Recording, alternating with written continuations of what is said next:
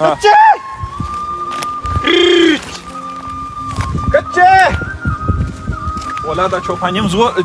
زور میخواه خیلی زور میخواد. خیلی زور میخواه چند میده مانه این ادمینا مثلا دا یک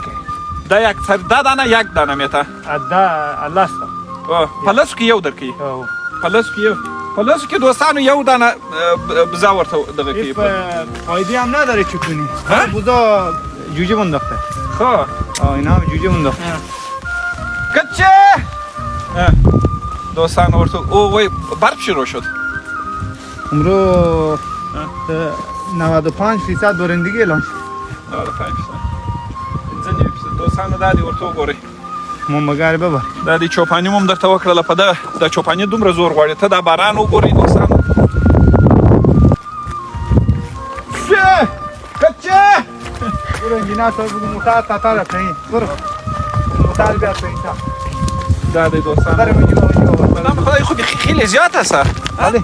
خیلی زیاد است 350 تا 35 دانه از تو میشه اما دو شریکه خب دو شریکه در روز میبینم در روز خواهی نه هم 70 تا باز بنداخته خب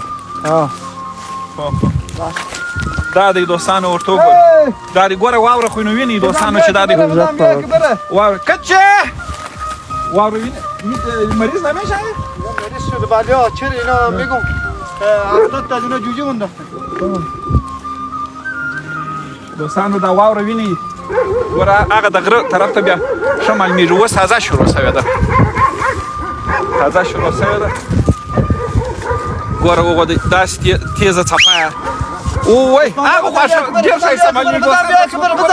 هغه ځای ته